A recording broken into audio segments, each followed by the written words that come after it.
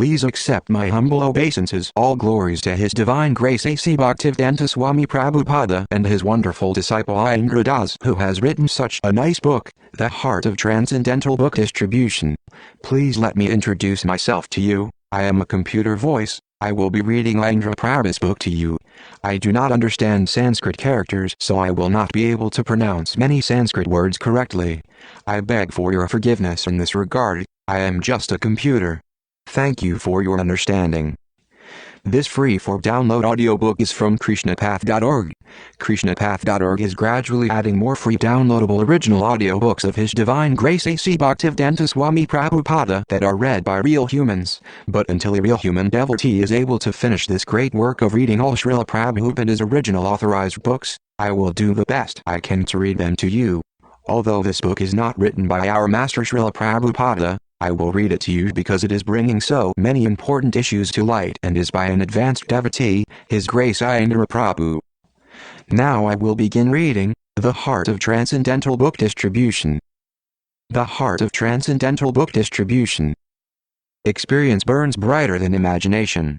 A dialectic synthesis of the correlative dynamics of internal and external pure devotional principles. By Ayendra Das. Dedication. This disquisition is dedicated to my beloved spiritual master, Nitya Lila Pravista Amvasu Pada Paramahasa 108 Sri Srimad Bhaktivedanta Swami Maharaja Prabhupada, and all the Gaudiya Vaishnava Acharyas down to the present day who mercifully took the trouble to present volumes of both ancient and modern transcendental literatures aimed at inculcating upon a most degraded and suffering humanity the inestimable treasure of Raja Bhakti Rasa. Acknowledgement. Several years ago, upon completing a major part of this treatise, I decided that I had better shelve the thing, despite my deep conviction about the need for this dimension of open and frank dissertation in contemporary Vaishnava society. I was thinking that perhaps the best place for it would be in a Grantha Samadhi. After all, Srila Prabhupada had requested me to write a book. He didn't say anything about taking it to the press. I thought it better to safeguard the peaceful prosecution of my bhajana by avoiding the likelihood of provoking certain anticipated institutional and interpersonal hostilities toward myself. Perhaps after I'm dead and gone someone would unearth a manuscript and publish it as an assortment of novel Ayendraisms to be circulated among the curious. Otherwise, instead of shelving it, another idea was to author it incognito under a pen name.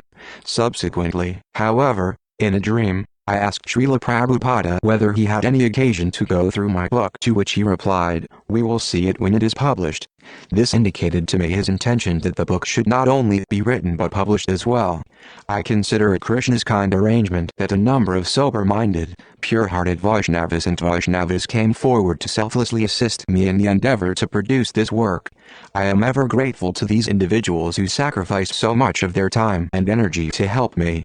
I only regret that, in a devotional society meant to instill fearlessness and individual thoughtfulness in its members, the atmospheric conditions are such that devotees opt to remain anonymous so as to circumvent the risk of being barbarously burned at the stake by the institutional powers that be for exercising their God-given right to freedom of pure devotional expression.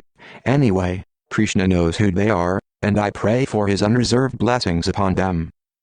Forward. Some transcendental literatures are meant to be loudly recited and discussed in the public forum.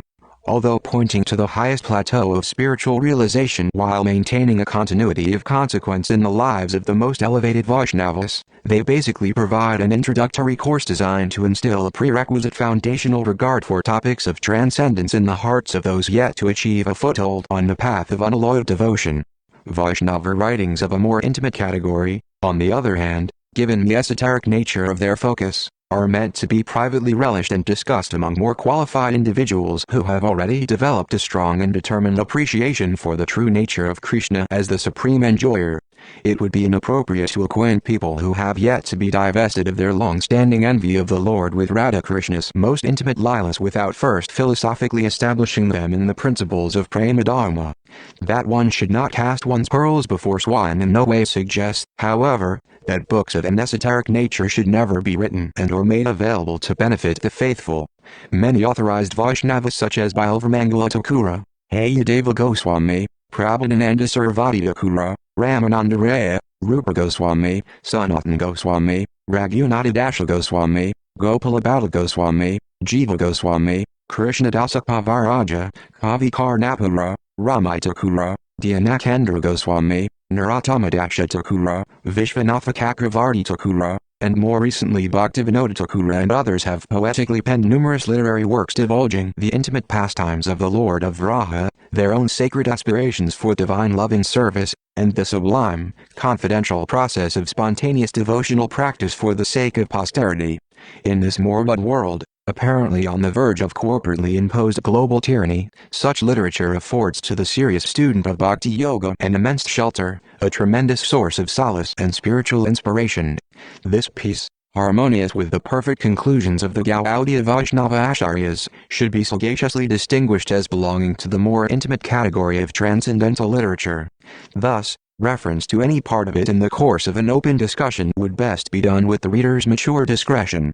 The author of this book has ventured to present his own personal insights into the realm of the Absolute with a view to demonstrate for the benefit of the broad-minded individual the tangible tie between the practical performance of Mahamantra Sankirtana and the vital internal realization of one's constitutional Vrajasvarapa. Reading carefully, the sincere pure devotional candidate will clearly ascertain the true purpose of transcendental book distribution and will be favorably impelled to recognize the vigorous performance of the Yuga Dharma as the only viable solution to the problems of life in a world fraught with tensions of every description. Wishing well to one and all, we pray the sober reader will gain great spiritual profit, redoubled inspiration, and the potency required for the effective practice and preaching of unadulterated Krishna consciousness. The Publishers. Introduction. All glories to Sri Guru and Sri Gauranga. All glories to the thunderous congregational chanting of Radha Krishna's holy names. All glories to the swan-like pure devotees of the Lord. The great necessity in the forward march of any growing religio-cultural institution is to recognize, encourage, responsibly guide, and positively facilitate the inner spiritual development of the Society's progressive pure devotional aspirants. This treatise strives in its own unique way to inspire a revolution of understanding. It attempts to deepen the self-searching thoughtfulness essentially required to bridge the apparent dichotomy between a sadhaka's inward jhana and outward preaching by illustrating the relative importance of each, as well as their interrelation. Those fortunate souls who absorb intimately this message will find the pathway to the highest regions of Krishna Prema clearly open to them, whereas those unfortunates who turn from this message, preferring to attach themselves to shallow, self-aggrandizing materialistic modes of devotion will find their path plagued with obstruction. We sincerely hope to at least touch the hearts of a fortunate few. That alone would be the hallmark of our success and a source of immense satisfaction. This small volume will be well regarded by purified, clear-headed individuals who are thoroughly honest. Narrow-souled superficialists or spiritually maladroit, externally oriented Prakrita Bhaktas of meager metaphysical or internal devotional acumen will have to muster the requisite spiritual integrity to deeply enter into the spirit of this dissertation. The subject matter of this book, like the highly elevated topics revealed in the later cantos of Srimad Bhagavatam, should not be intruded upon by the ineligible, hypocritical, corrupt, or envious. If the boot in any way fits, promptly close the book. What need is there for any further introductory elaboration? It is as it is. Generously remitting the numerous literary imperfections herein, simply open your heart and allow the substance of this presentation to transport your interdimensional quantum beyond the confines of vapid ecclesiastico-conservative conventionalism to a Krishna-conscious paradigm of enriched profundity. Hare Krishna.